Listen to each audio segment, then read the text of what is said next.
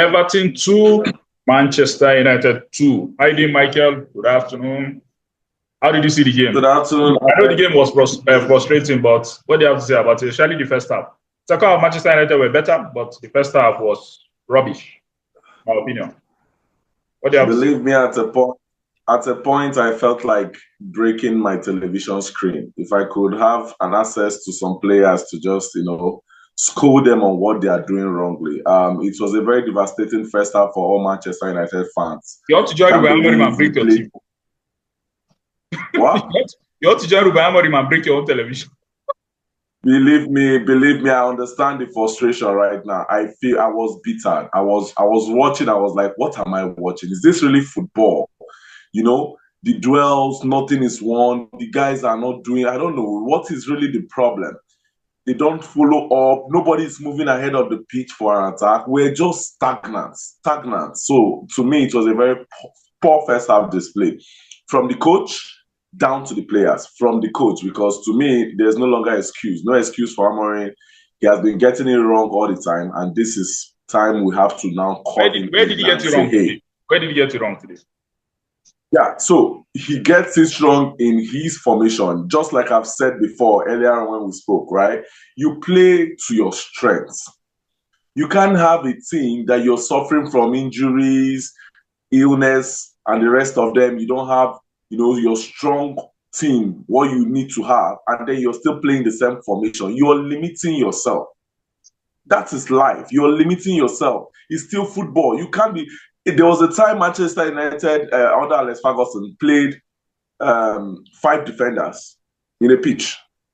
During the time of Fabio and the rest of them, they played 5 defenders in the pitch. There was a reason for it. When you don't have the right sources, you limit, you change, you tweak the formation. You can see from the onset that we need wingers.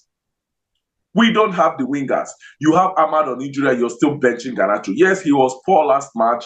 He missed a couple of chances, but then nobody to stretch the other half. You also sent your wingers out on loan. Yeah, so what are you now playing? And then everything is stagnant. Ugarte will not move up the pitch. He's defensive-minded. Zegzi, I don't know what he was doing in that pitch. The attacker, Hojlund, I can't tell what he does on the pitch. He's not chasing down defenders. He's just walking about. It was so poor. I felt really, really bad. Even the captain was felt really bad. Before the goal, yeah, and that goal was the first shot on target for Manchester United. But before he scored that goal, he was also poor. Bruno, yeah. His passes were poor. He was not tracking down anybody. He was short. At a point, I just felt like the team were so disjointed, they were not playing together as a team. Everybody was tired and fed up. I know if we had given them a time to talk, you might hear them complain about themselves. Maybe they are just trying to be professional, like, this guy's not doing this not doing this. And nobody was helping each other. I saw, just check out the goal that led the second goal. Really, a keeper parried the ball. As a defender, you come, as big as you are, you could not hold up on that defender. And that attacker, sorry. Like, you couldn't even stand in his front to protect your keeper. What were you doing? The next player there is not running down. We need anticipation. When something happens, anticipate. Protect your keeper. Nobody's moving. And that's why the penalty we almost got also was as a result of nobody's anticipating. And when the other guy is moving, you are now there trying to pull him back. They are not always thinking fast. Hey, this is the next thing. So I see it as they are all flat-footed. Yeah, I think that it's not a thing of this is a thing of now mindset. I feel these players are not trusting themselves. They are not trusting each other. Hey, I need to cover up the pitch. I need to help this guy. Second balls, Amorim has been complaining we are not winning second balls. And how do you win second balls? When you play a first ball, everybody follows up so that when it comes back, you're winning the second ball.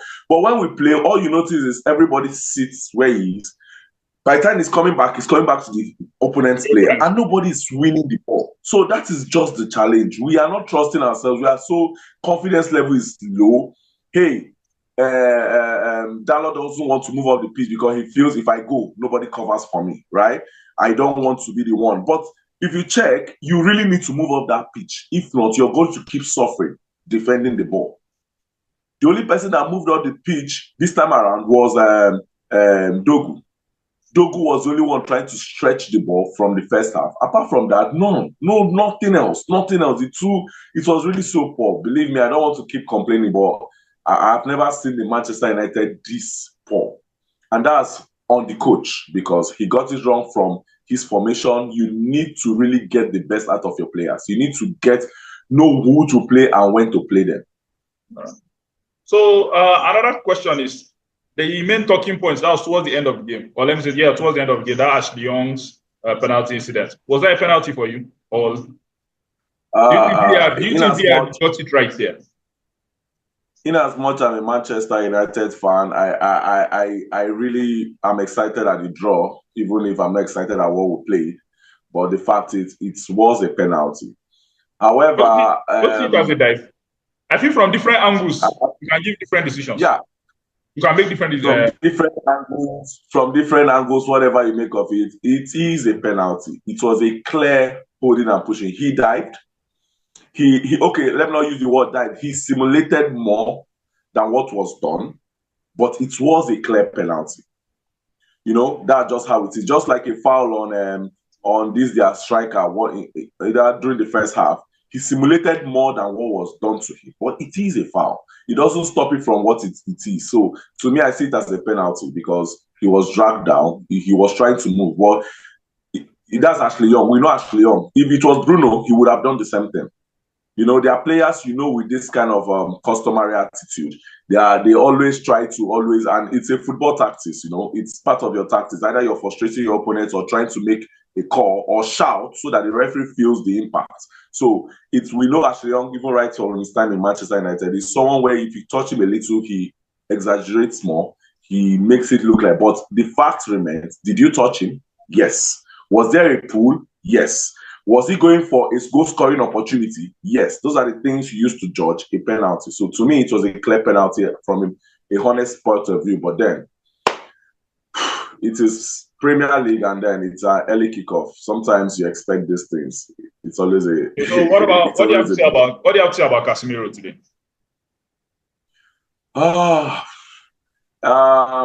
Casemiro. Oh, seriously, I don't know. I think, I remember when I was saying about players that need to go. For the Premier League, the pace is not really there. He needs to go to a league where it's a little bit slower for him to actually to be there. He tends to lose the ball at the wrong places. And to me, it's really affecting the team. He was not really at his best. I felt he should have brought in Eriksen earlier on so that he could actually help, but the coach kept him. So I don't. Yeah. So finally, what do you have to say for you? Finally, to me, I see Manchester United still going on for a relegation battle. It's really, really this bad if we are struggling against teams like Everton, who we have records of always, going ahead of them and the rest of them. I was actually hoping for a comeback, but then we can't wait every match to actually have a comeback. And to me, that's actually the poor side. We're always conceding first, waiting to come back later. It's always hard. Nobody waits for those kind of time. You're not always lucky. So I feel he needs to work on his tactics. He needs to tweak the formation. He needs to check where is this guy? How is his strength? Check the players and their strength. And let's play to our strength. For now, believe me, for the push for an attack, we really need wingers. If we have wingers from the under 23, from the second team, please, we need to bring them in. The attacker they brought in today, I can see the nervousness. It's not really ready for this Premier League thing. Yeah, but you need to give them more chance. So to me, we need wingers. You sold all your wingers. The wingers are on injury. You can't. If you don't want to depend on Garnacho, please go down to the second team, the under 23 and the rest of them, and get the winger. We need wingers to actually move ahead. If not, believe me, these goals are going to keep getting dry. We'll be needing miracles from either for the midfield. All right, Mike. Thank you very much for joining me. Thank you so much. All right. Have a nice day, sir.